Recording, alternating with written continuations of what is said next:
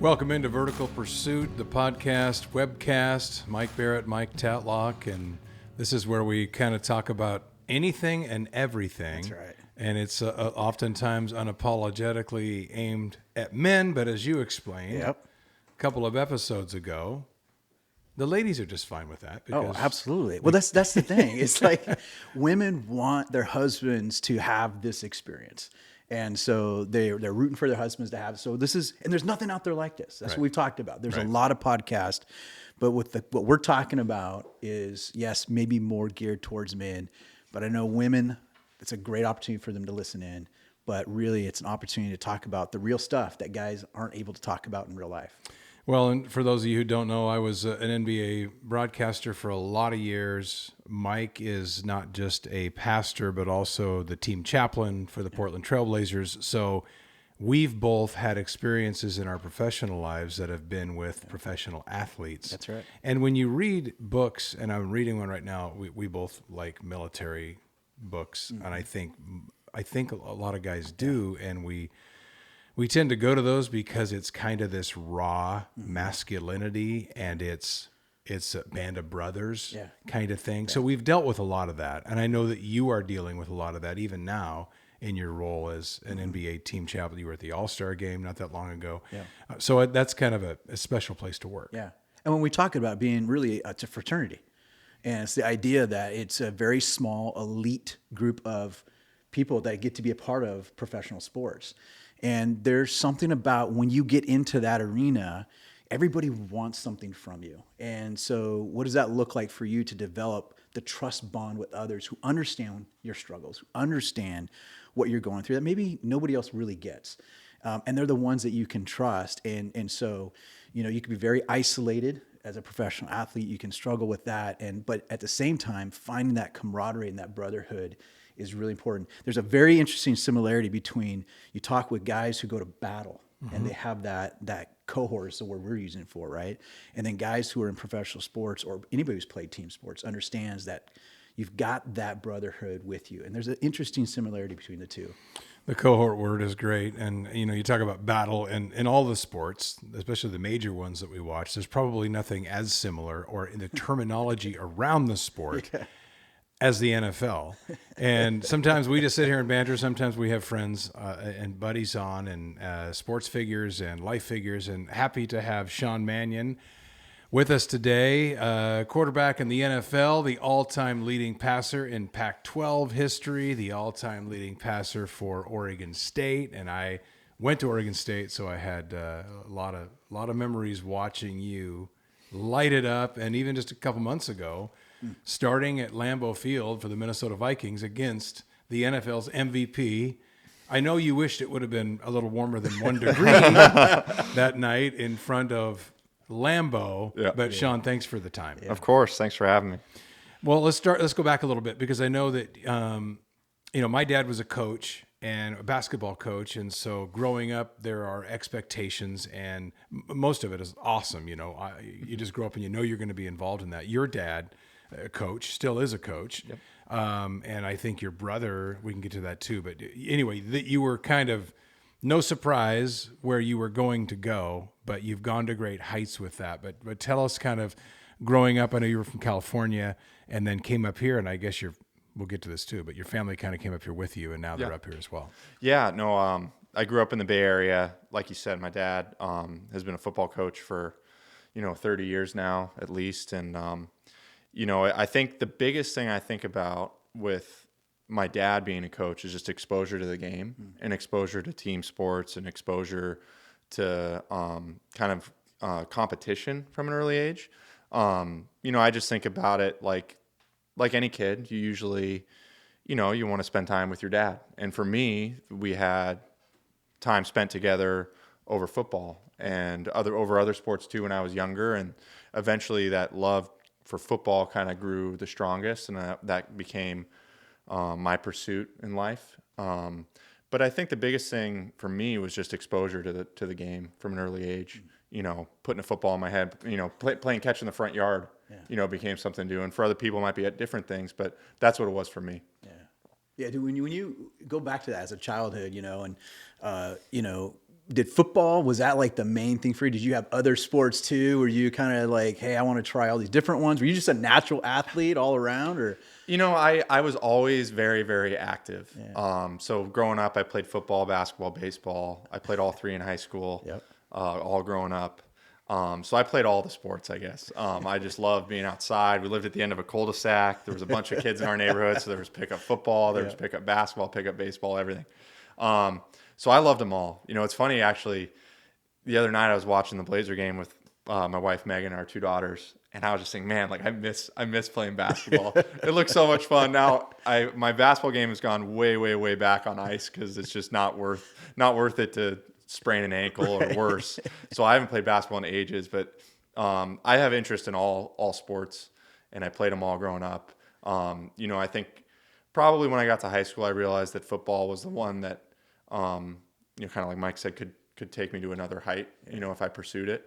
But through all of high school, I played all three, and I loved them all. But being 6'7", 6'8", you're the basketball coach, I'm sure, was saying, no, this is where you got to be, right? Yes and no. We had a pretty good basketball team. I was not relied on for scoring very much. I'm trying to think of an NBA player comparison. I was like a skinnier version of Steven Adams, maybe. Okay. A lot of setting screens, a lot of rebounding, not a lot of scoring. But I tried to just be a team guy and just play hard. For me, basketball started when football ended. So that was kind of the way I looked at it is, unfortunately, it would conclude with us getting knocked out of the playoffs in football. But then the following Monday, I'm at basketball practice. And, I just love being out there and I love playing. But I wasn't much of a scorer. My game was not very well refined. I'll put it that way. We're all told as kids when we're playing sports and we're taking it seriously and we watch sports, and especially in my house, and it's great to have dreams. But then you always have that one coach who says, they give you the percentages. On who's going to actually play varsity sports, and then all of a sudden it shrinks. Who's going to go to college and play sports, and then it really shrinks. Yeah. Who's going to make it to the professional level? Did you always have those dreams like all kids do? And then do you ever have to kind of stop and take stock when you have made it to the pinnacle?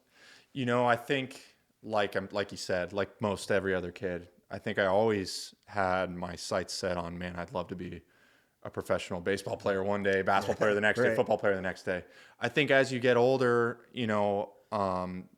you can kind of feel, I remember, going back to my sophomore year of high school, I was able to start, I think maybe like 6 or 8 games, which isn't super common really to start as a quarterback on the varsity as a sophomore. And I remember the season ended, and I remember just feeling like, I'm going to have a chance to play a lot of football, but by the time I leave high school, and, the end of high school football can be really emotional. It was for me, and I still got to play in college. But I remember thinking, seeing all my older teammates, like I said, we got bounced from the playoffs, and just feeling like, I don't want this to end in 2 years. And I felt like with the amount of games I was, probably going to have an opportunity to play before college, I felt like that was a real possibility. And then you just dive in completely, and you try to just become all that you can be. So to answer your question, I think a lot of it was kind of working it out myself and saying, like there aren't a lot of other kids who are going to have this opportunity to start whatever it was, 25, 30 games in high school. How do I make the most of it? And I kind of set that goal for myself and just went all in. That's awesome. When you think about a lot of kids growing up in sports homes, right? Like dad or mom's a coach, and it's kind of the lifeblood of the family. And obviously with your dad and stuff, what was some things he passed on to you? Like as you're growing up through high school and you're trying to do the best you can at football, but you enjoy all sports. Was there some things you look back at now and go, these were some things dad passed on to me that maybe I didn't even know it at the time, but looking back now, man, that formed me as an athlete, or even as a person, as a man. Yeah, I think, like I said, the first thing was just exposure to the game. I think I was lucky in that, I had come to find out later, I had a skill set that really meshed well with, what my dad was doing in his career and his passion. And it was also lined up with my passion. Now you could say, is that the chicken or the egg? Who knows, right? But I think I had a certain aptitude for being able to throw the ball well, and how you can get much better than your dad's a football coach, and he's always willing to go out and throw with you in the front yard. So I think that was kind of the beginning of it. But yeah, I really think, the beauty, I think, of what my dad did is, as a coach, you see kind of some of the movie depictions, and it's like we're talking about 3rd and 6 over dinner. Right. And it wasn't like that. It was, when we were at home, he was dad. When we were at practice, he was coach. But I think the biggest thing that he instilled in me was just like, don't set any sort of limit for yourself. And if you're going to do something, be all in. And if you have a good attitude about it and you're willing to work at it, like, the sky is the limit. And, I think from a young age, if you're a kid who's interested in sports and you say, I want to be a professional athlete, I think at some point, when you have a father or a father figure or a mother or anybody who's instilling in you that, like, hey, anything is possible if you really work at it. It kind of fans the flames of what you want to become. Yeah. So we all know California is a factory, especially for quarterbacks. It just is. And so, I mean, you've got to stand out in that, because of the population. And so when you had success in high school, who came after you? I know you ended up at Oregon State, obviously, and we'll talk about why. Where were your offers, and how did you weigh those offers? Yeah, again, I think it was a steady build. I think I went from, hey, this might be a possibility, to, hey, I'm starting to hear from schools. And then I know the goal that I set for myself, being from the East Bay, was I'd love to play in the Pac-12. So that was a goal in my own mind of, I grew up watching Kyle Bowler when he was at Cal. I grew up watching Aaron Rodgers when he was at Cal. All the success that Jeff Tedford had at Cal, because we were 20 minutes away from Cal Berkeley. So the goal I kind of set for myself was I'd love to play in the Pac-12. But then early on, Oregon State, was interested kind of from the beginning, and that really stood out to me. UCLA was another school that was interested, Washington State, and then San Diego State, who also had a really strong program with Brady Hoke at the time. So those were kind of the 4 main schools that I had, pretty open lines of communication with. And, I think it was just from there, one, hoping to get an offer from one of them, and then 2, trying to figure out what the best fit for me was, both football-wise and life-wise. And unlike, really, we'll get to your NFL career, but it was funny, I was kind of thinking about it this morning, but whereas your NFL career, you've had to wait for opportunity, you didn't have that in college. So you went from getting early playing time, which is why you're the all-time Pac-12, career passing leader, because you played a lot. I mean, you think you threw for like 13,000 yards in college. So that was great, but you got thrown into the fire pretty quickly at Oregon State, right? Yeah. I redshirted my first year, which I honestly think was the best thing for me. I was skin and bones. I was not very physically imposing at all. I mean, I was tall and lanky, but to have that redshirt year to really get your feet underneath you, develop yourself physically, develop yourself mentally, figure out how to be a college kid, figure out how to be a college athlete, was huge for me. And then I remember there was one point, I think it might have even been in spring practice, kind of following my redshirt season, where the other guys on the team, the other quarterbacks were, I think, injured or not able to practice. And somehow, like, suddenly I was taking every rep of the whole practice. And I didn't even realize it at the time, but I had a really good practice. And I think from there, I think I opened up my own eyes to, hey, I can do this. And, you'd have to ask Coach Riley and Coach Langsdorff, but I feel like that might have been a turning point where they might have felt like, hey, this kid's come a long way in his redshirt year. He might be ready to play. And so, like Mike said, it was my redshirt freshman year. I think I started 10 games, and it was a really tough year for us as a team, but there was a lot of growth for me personally as a player and for our team just in general. I think when you go through some of those rough patches, we come back the next year, and I think we go 9-4, we make it to a bowl game. And so there was a lot of growth for me personally, I think, for us as a team. But again, I'm so thankful, that throughout all of that, Coach Riley, Coach Langsdorff, everyone at Oregon State stuck by me. And, I just knew I was going to keep working and keep trying to be all I can be, and it wasn't perfect that redshirt freshman year, but I think it allowed me to continue to grow. Yeah, that's good. Well, and then you go from there to the NFL. I mean, I'm going to stop down just for a second. Yeah. Trash pickup day. Yeah, those guys they've never come this late. I thought they They're were on gone. schedule at 10 o'clock every morning. I feel like ours are usually pretty late. They're really Are they late. really? Yeah, they're Yeah. like Did they 4 change o'clock. that recently? No. Yeah, they never come at like 1 o'clock. Okay, are you ready to go? And Nick, if you want to, okay, I'm going to wait a till second. they're down a little bit further. Can you pick it up pretty good on the And in mics? it's okay, but it's okay. But then in a transition like this, I mean, there's obviously, yeah. Okay. Yeah. We should have a like one of the on-air signs like out there. Yeah. For any passersby. Yeah. Right. What's that called, Colton? When you were doing film, where you got somebody that's like keeps everybody. What's that job? We would just put a PA at production assistant outside. Yeah. Somebody who we weren't paying, that they were just making our coffee runs. Don't do anything except you tell people to go away. And you have the contract. A thankless job. Yeah, right. Somebody says, oh, you can't be this, but actually, Yeah, that is a thankless job. Yeah, exactly. Totally. Okay. Right? You got to work your way up. Okay.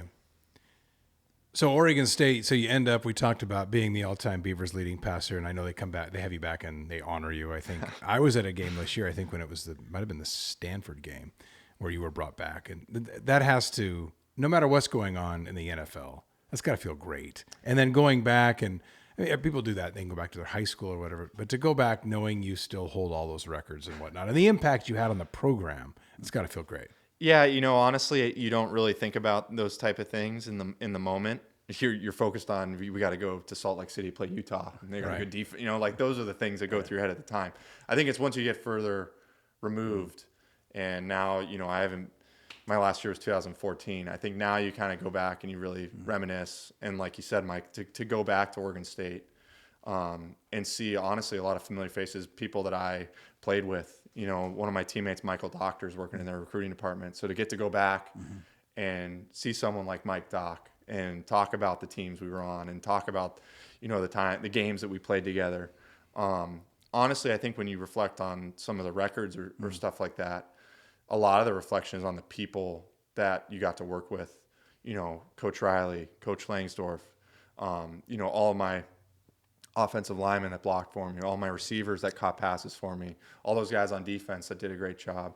I think those are the things that stand out. You don't, in some cases you remember 3rd and 7, and if it's a big play or something like that, but you think more about the time spent, the effort that all of your teammates put in, and how now like you get to look back and share those memories. And I think, the records might be the things that get publicized, but those are the things that I know I personally remember.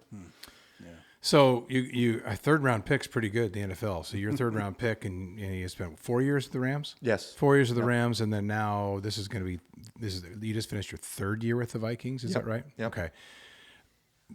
What's it like having to keep the patience waiting for an opportunity in the NFL? And there's some guys, I mean, I've spent some time with Matt Moore, Derek Anderson, these are other Beaver quarterbacks who have made a nice career out of being a backup. And the one thing that Matt told me one time, we were playing in a golf event, and he said, hey, and he came on just a couple of years ago for Kansas City when Mahomes got hurt. And he goes, I've made a great career as a backup, and I will still be able to play with my kids when I'm done because I haven't had the crap beaten out of me because I'm a backup quarterback. Yeah. But what has it had to be like, and what has it taught you as a man, the patience of practicing every day and putting in the hours and the prep? Because you've got to be ready at a moment's notice in case somebody goes down. In this case, Kirk Cousins. But if somebody goes down and you got to go in. So, but what is it like? Is it get frustrating when you're wanting that chance to show what you have? I would say it can get frustrating. I know for me, things have kind of changed. Let me rephrase. I think early on in my career, I was maybe a little bit more frustrated by it. But like you said with Matt, I think eventually, I remember I got to the realization that, you know what, like I can have a great career. I can be a part of great teams. I can work with great people. My teammates, Jared Goff, Kirk Cousins, my coaches, getting to work with, Mike Zimmer, Sean McVay, Gary Kuby, all these people. And I think you stand back and realize, like, you know what, maybe if you had asked me in 2014, what's my NFL career going to look like, this might not have been how I was projecting it in my own mind. But this can still be an outstanding career. I can still get to work with amazing people. I can still get to be a part of great teams. I can still grow so much as a football player, as a person. And so I think it really changed. I remember, there was we were getting ready to play in the Super Bowl in 2018 with the Rams. And this was, I think, the year after Nick Foles had come in and done such a great job. And an old teammate of mine, done such a great job for the Eagles and won the Super Bowl. So I don't really pay a ton of attention to the media, but at some point they did like a feature on backup quarterbacks in the lead up to the Super Bowl.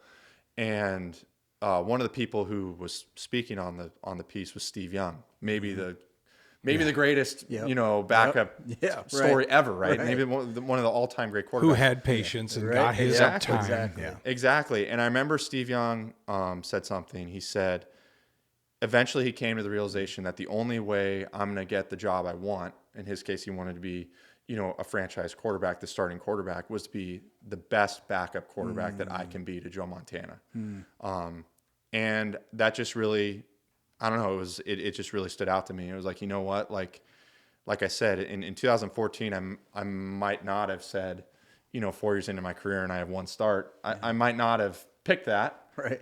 But the bottom line is, again, I can have a great career, and ultimately, for me to be the best quarterback that I can be, I'm going to be the absolute best backup quarterback that I can be for the LA Rams, for Jared Goff, for Sean McVay. And I don't know, to hear Steve Young say that, it was just a really, it really stood out to me as kind of an aha moment, and be like, you know what, like, it's not worth getting frustrated over. Look at all the great things that football has brought my life, and it's just such a fortunate career for me to be in. Yeah, that's when you go back to when you finally made it, right? Because it is a statistic anomaly. When you think about what are the odds, you got kids out there that are trying to make it. You got a lot of parents and dads trying to push their kids to make it. But when you go back and can you think of the time when you're like, this is real? Like, wow, I am here now. What did that feel like for you? What was going through your mind? You know what? Honestly, the draft is a big moment. Yeah. Because you're sitting on your couch. The draft is really interesting because a lot of people don't know this. The telecast is actually probably, by the time you get to the third round, when I was picked, it's probably 7 picks behind where they're actually selecting, because the broadcast just can't go as quickly as the actual draft process can. So it can be a little bit stressful. You're sitting at your home, you're sitting on your couch, you're with all these people that love you. I'm sure I'm looking down at my phone like a maniac, just hoping to get a call from my agent, a call from an unknown number, anyone, right? You're just anxiously waiting. You don't know what's going to happen. And so that can be really stressful. The draft is a big moment. I would say the moment where I felt like, kind of like, oh, I belong, is once you start playing in the preseason, and you start to have some success in the preseason, you start to have some success in practice. To me, it was more the on-field, I can do this, as opposed to the draft moment. Because the draft, you still haven't met any of your teammates. Right. You haven't even been in a quarterback meeting yet. But I felt like once you start getting into the preseason, you start getting into training camp, you start to have some success at practice, that's when you feel like, you know what, I belong here. Yeah, the emotion that goes into football, well, all sports, but football, when I was around at Oregon State and I was working with media relations when my baseball career fizzled, and I would be in the locker room after games because we would set up interviews and stuff for people. But there was one moment when I was in there right after a game, and the NBA has a 10 to 12 minute cool down where the players can go in and, if you need to punch a wall or whatever, you do it before the media comes in. But I was in there one time, and it was a game that they got trounced in. They weren't very good when I was there, and they were expected to lose. But I looked over, and there were 3 guys who had their helmets off, sobbing their eyes out, like heaving and sobbing. Not because they lost. I think just the immediate emotion of the game poured out of them. And I was like, wow. And I was envious of that passion and to see that going on. And then the brotherhood as they came together at the end of that. And maybe it was because of the physical nature of the battle they just were in. And again, I remember even thinking, as dumb as I was and young as I was at that point, it wasn't about that they just lost that game. It was the end of something they had built up to for a week with all of the blood, sweat, and tears. And then this pouring out of emotion. I don't think it's something that a lot of people get to experience. So what is that like? That emotion, not the build up, first of all, as the week of practice goes, to the pregame talk, to even halftime and the postgame. What's the raw emotion like inside an NFL locker room? Well, I think, people put their emotion on display in different ways. So for instance, like at my position of quarterback, really I'm trying not to play the game with much emotion. I'm trying to play the game with precision and with sound decision making. And so for me, prior to the game, I'm probably maybe the least amped up guy. If I'm a defensive end or a linebacker or running back, those guys are really juiced up for the game. Yeah. But for me, I'm honestly trying to stay, I want to be flatlining in terms of because you're not trying to go kill